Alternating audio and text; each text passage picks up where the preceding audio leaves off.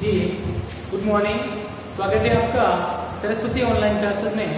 और अपना third chapter चल रहा है रेशों से वस्त्र तक। तो रेशों की बात कर रहे थे। इस पूरी प्रश्नावली में हमने जंतु रेशे या जानतव रेशे, जंतुओं से प्राप्त होने वाले रेशों की बात की। सबसे पहले हमने बात की अपने ऊन की। ऊन कैसे प्राप्त होता है, किन किन से प्राप्त होता है, ऊन प्राप्त करने के चरण कौन कौन से हैं, 6 चरण हमने पढ़े। अब हम बात करते हैं रेशम की। रेशम का मैंने बताया कि रेशम का जो रेशा है उसको प्राप्त करने के लिए रेशम कीट को पाला जाता है। इसे रेशम कीट पालन या सेरीकल्चर कहते हैं। अब जो रेशम कीट होता है उसका जीवन चक्र कैसे होता है, वो कितने समय तक जीवित रहता है, कैसे उसका जीवन चलता है, उसकी अलग अलग अवस्थाएं क्या हैं, उसके बारे में हम पढ़ेंगे। तो अब चलते हैं रेशम कीट का जीवन चक्र। रेशम कीट का जीवन चक्र, मान लो ये रेशम कीट है, ये रेशम का कीट है। रेशम कीट ये क्या देता है, अंडे। रेशम कीट क्या देता है, अंडे। अंडों से बाहर निकलता है लार्वा। क्या निकलता है, लार्वा बोलो या कैटरपिलर कहो या ये रेशम कीट कह सकते हैं। क्योंकि इस रेशम जो कीट है इसमें मादा जो होती है औरत, मादा का मतलब औरत और नर का मतलब क्या होता है, आदमी। इसमें जो मादा रेशम कीट होती है ना, मादा रेशम कीट, वो देती है अंडे। अंडे कौन देगी, औरत तो देती है ना। बच्चे को जन्म कौन देती है, औरत। वैसे ही मादा रेशम कीट जो है वह अंडे देती है। अंडों से क्या बाहर निकलता है, लार्वा, कैटरपिलर। ये लार्वा होता है लंबा सा,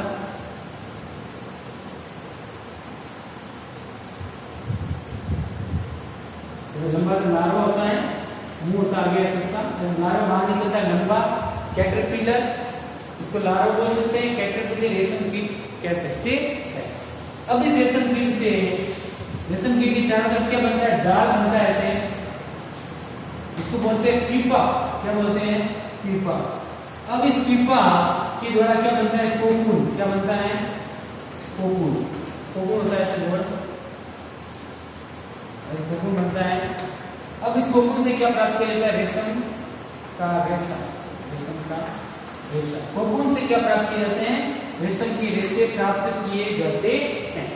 तो सबसे पहले क्या आ गया, रेशम कीट। ये मादा रेशम कीट है, वो अंडे देती है। इन अंडों से क्या निकलता है, लार्वा या कैटरपिलर, ये रेशम कीट कह सकते हैं। फिर ये रेशम कीट अगली अवस्था में क्या बन जाता है, प्यूपा। क्या बन जाता है, प्यूपा बनता है। और प्यूपा से बनता है कोकून, और कोकून से रेशम की रेशे प्राप्त किए जाते हैं। ये सारी प्रक्रिया है। तो अब इसके बारे में वापस ध्यान से पढ़ेंगे। देखना भी, ये आपको समझ आ गया। मादा रेशम कीट होती है, वो अंडे देती है, जिनसे क्या बाहर निकलता है, लार्वा, कैटरपिलर या रेशम कीट। तीनों एक ही है, लार्वा को, कैटरपिलर को या रेशम कीट को। फिर उससे आगे क्या बनता है, प्यूपा। क्या बनता है, प्यूपा। और प्यूपा से बनता है कोकून, और कोकून से रेशम का रेशा प्राप्त किया जाता है। ठीक है, तो हम लिखते हैं इसको और समझेंगे। पहले इसके लिखिए कैसे ये बनता है, इसका जीवन चक्र कैसे चलता है, क्या क्या है इसमें स्टेज है, अवस्थाएं कौन कौन सी है। तो रेशम कीट का जीवन चक्र, रेशम कीट के जीवन चक्र में क्या होता है, मादा रेशम कीट जो है, मादा रेशम कीट, मादा रेशम कीट क्या देती है, अंडे। क्या देती है, अंडे। अंडों से बाहर निकलने वाली संरचना होती है कैटरपिलर। वापस बता रहा हूं, कैटरपिलर कहो या लार्वा कहो या कहो अपना रेशम कीट। ठीक है, अब ये क्या करता है, ये अपनी वृद्धि के लिए, ये मादा रेशम कीट ने क्या दिए, अंडे। मादा रेशम कीट अंडे देती है। अंडों से जो अंडे बाहर निकलते हैं वो होते हैं कैटरपिलर, लार्वा और रेशम कीट। ये क्या करते हैं, ये अपने जीवन की अगली अवस्था में जाते हैं। तो रेशम कीट जो है अपने जीवन की अगली अवस्था में जाएंगे तो क्या बन जाएगा, या अगली अवस्था क्या बोलते हैं, प्यूपा या कोशित कहते हैं। प्यूपा या क्या कहते हैं, कोशित। तो मादा रेशम कीट अंडे देती है, अंडे से कैटरपिलर, लार्वा या रेशम कीट बाहर निकलता है। और ये कैटरपिलर अपनी वृद्धि करता है तो वृद्धि करने के लिए, बड़ा होने के लिए अगली अवस्था में जाता है। इस अगली अवस्था क्या बोलते हैं? प्यूपा या कोशित कहते हैं। अब ये प्यूपा क्या करता है? ये प्यूपा या कोशित जो है वो अपने चारों तरफ क्या बनाता है? जाल बनाता है। क्या बनाता है? जाल बुन लेता है। प्यूपा क्या करता है? अपने चारों तरफ क्या बुनता है? एक जाल बुन लेता है। जाल बुन लेता है जो इस प्यूपा को सुरक्षित रखता है। मान लीजिए प्यूपा अंदर है, प्यूपा को कौन सुरक्षित रखता है? ये जाल प्यूपा अपने चारों तरफ बना लेता है। इससे ये प्यूपा सुरक्षित रहता है और अपने स्थान पे रहने में ये आराम से मतलब रह सकता है। अब इसकी तरफ ये जो जाल बना है, अब ये जो प्यूपा या जो कोशित है, इसके जो सिर होता है वह एक जो तार या जाल जो बना है उसको क्या करता है? तार को ऐसे इस प्यूपा के चारों ओर आंट दिया करती है। वैसे अंग्रेजी की आंट होती है, वैसे इसके ऊपर ऐसे संरचना बनाता है जाल की। ये जाल बनाएगा, ये आंट की आकृति में संरचना बना जाएगा, जो तार इसके और लपेटा जाएगा।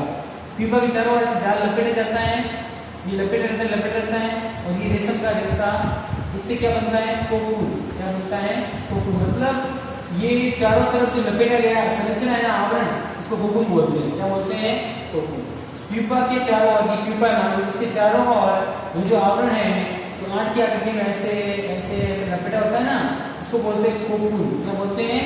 कोकून। और कोकून को गर्म करके या भाप देकर या गर्मी में रख के इसे रेशम का रेशा प्राप्त किया जाता है। इस प्रकार ये रेशम कीट का जीवन चक्र होता है। समझ आ गया होगा आपके? अब इसको लिखते हैं। अब इसको लिखेंगे आराम से, बढ़िया रेटिंग में। मेरे पीछे पीछे सबसे पहले लिखो, आराम से लिखना।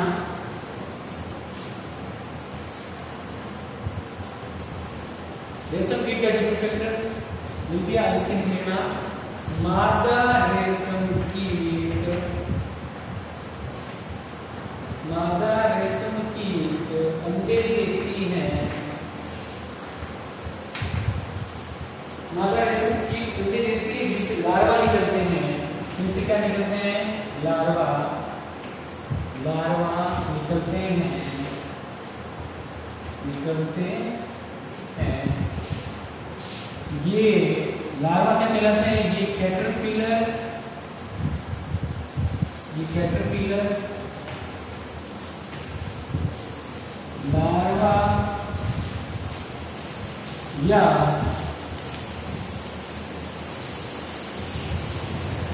इल्ली भी कह सकते हैं।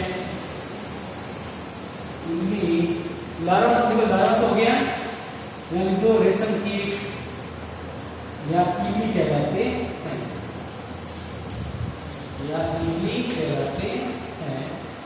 तो मादा रेशम कीट क्या देती है? अंडे देती है जिससे लार्वा निकलते हैं, और ये लार्वा क्या कहलाते हैं? कैटरपिलर, रेशम कीट या इल्ली कहलाते हैं। अब क्या होता है? ये क्या करते हैं? अपने आकार में वृद्धि करते हैं। ये आकार में वृद्धि करते हैं। ये जो लार्वा या कैटरपिलर निकला है ना, लार्वा ऐसा होता है, लंबा होता है थोड़ा,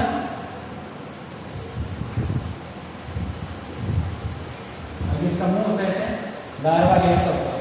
अभी लार्वा एक कैटरपिलर हो गया, ये अपनी आकृति वृद्धि करेगा, बड़ा होगा। ठीक है, तो ये आकार में वृद्धि करते हैं, वृद्धि करते हैं तथा आकार में वृद्धि करेंगे, बड़े हो जाएंगे, फिर और तथा जब कैटरपिलर, ये जो कैटरपिलर बना है ये अगली अवस्था में जाएगा, तो कैटरपिलर अपने जीवन चक्र की, अब जीने के लिए आगे बढ़ना होगा ना इसको, कैटरपिलर जब आगे बढ़ेगा, इससे अपन पहले एक छोटा शिशु होता है, उससे बालक बनता है, बालक से किशोर बनता है, किशोर से वयस्क से फिर प्रौढ़। ठीक है, वैसे आगे बढ़ता है, वृद्धि करता है। तो जब कैटरपिलर अपने, देखो आप कैटरपिलर, लाइट चली गई है, आप लिखो आराम से, मैं आगे लिखवाता हूं आपको। तो लिखना,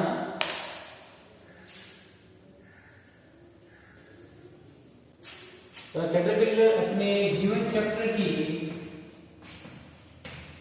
अगली अवस्था में जाएगा। अब कैटरपिलर क्या बनेगा? प्यूपा। क्या बनेगा? तो जीवन चक्र की अगली अवस्था में प्रवेश करने के लिए तैयार हो जाता है। अभी अगली अवस्था में रहेगा, प्रवेश करने के लिए तैयार हो जाता है। अगली अवस्था में क्या रहता है? अब अगली अवस्था में कैटरपिलर जाएगा तो अगली अवस्था में प्रवेश करने के लिए तैयार हो जाता है। इस अगली अवस्था क्या कहते हैं? जिसे प्यूपा या कोशित कहा जाता है। इसे तो यह इसे प्यूपा या कोशित कहा जाता है।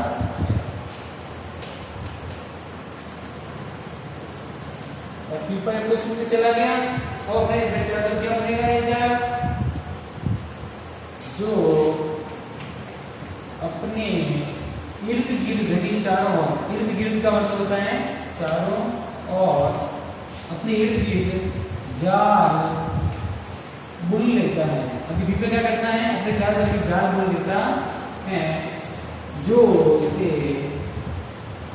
आवास में सुरक्षित रखता है, जो इसे अपने स्थान में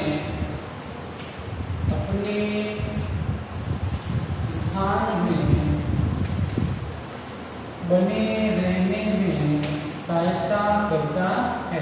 अभी प्यूपा अपने चारों तरफ जाल बना लेता है जो उसको उस स्थान में रहने के लिए सहायता करता है। फिर अगली को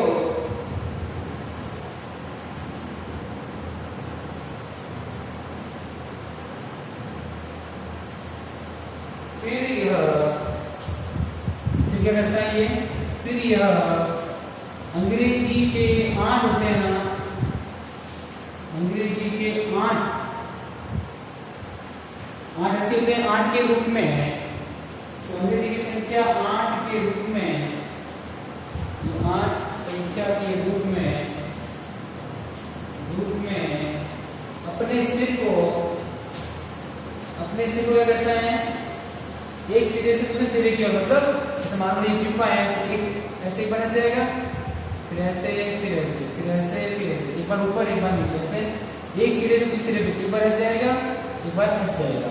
तो 8 की तरह अपने सिर को एक सिरे से दूसरे सिरे तक घुमाता है। तो 8 संख्या के रूप में अपने सिर को एक सिरे से, यानी एक सिरे से दूसरे सिरे तक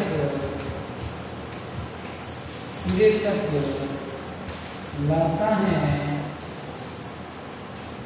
ये संख्या 8 के रूप में अपने सिर को एक सिरे से दूसरे करता है। सिर की इस गति के कारण जो कैटरपिलर है, लार्वा जो भी है, जो कैटरपिलर वही है, सिर की इस गति के कारण कैटरपिलर जो है वो पतले तार के रूप में, कैटरपिलर पतले तार के रूप में एक प्रोटीन स्रावित करता है,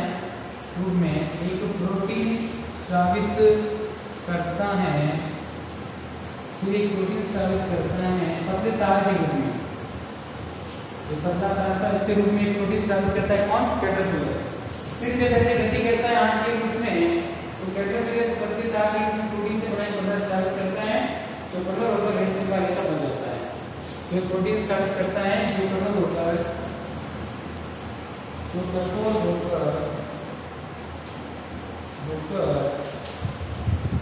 एक रेशम का रेशा बन जाता है या तैयार होता है। रेशम का रेशा बन जाता है। देखो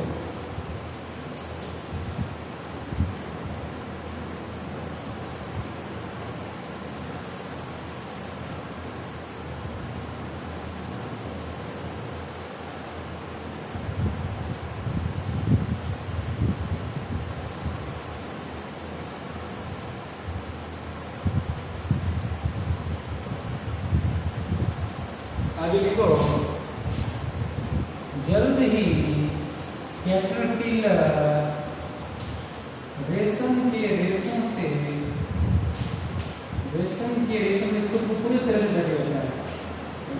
रेशम के रेशों से स्वयं को खुद को पूरी तरह ढक लेता है, पूरी तरह ढक लेता है। अब पूरी तरह ढक लेता क्या बन जाता है? प्यूपा। क्या बन जाता है? प्यूपा।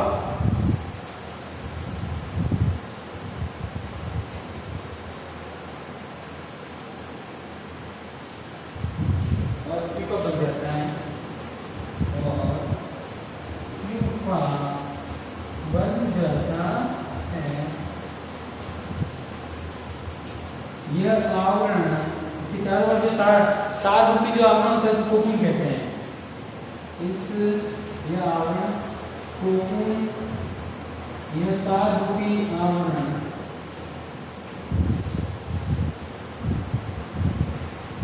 ये तार रूपी आवरण कोकून कहलाता है। कोकून कहलाता है, कोकून कहलाता है।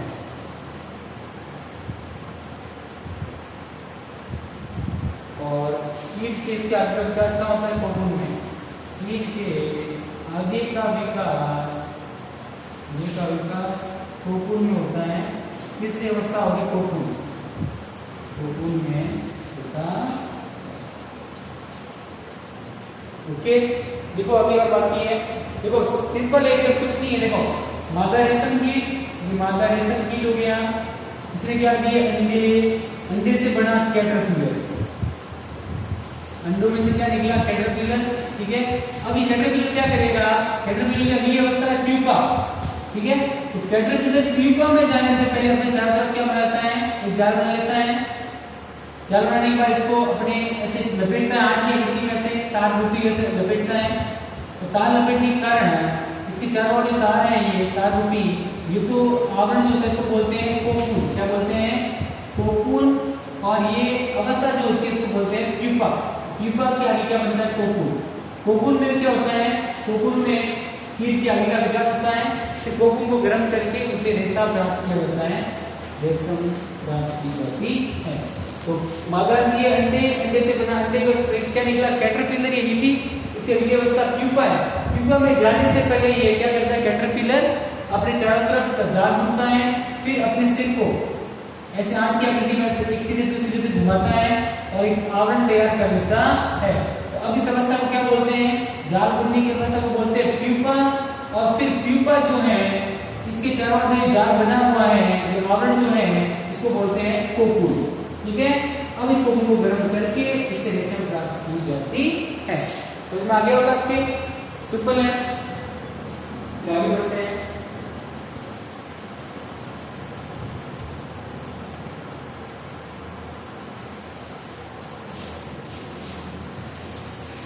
मिटा दो बेटा इसको।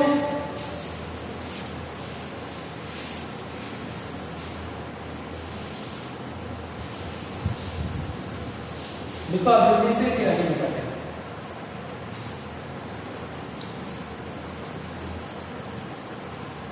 लिखो जल्दी से। अब आगे देखो।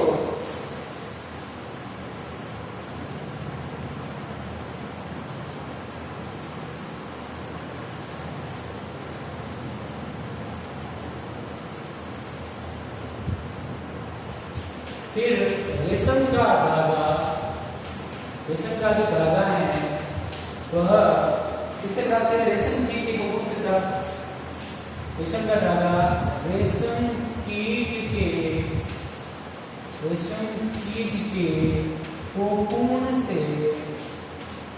कोकून से प्राप्त रेशम से तैयार किया जाता है। रेशम का धागा रेशम कीट के कोकून से प्राप्त रेशम से तैयार किया जाता है।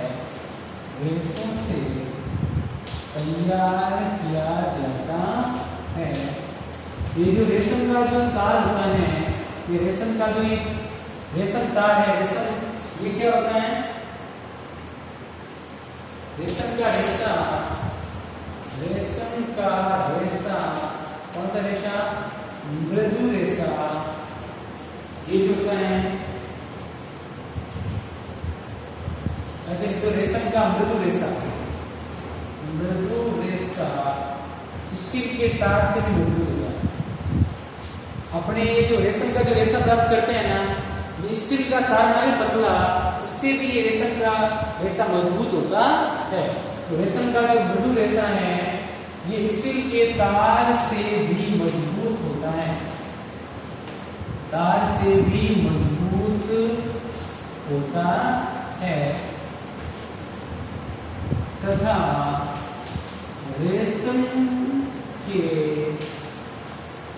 रेशे की बहुत सारी किस्में होती हैं।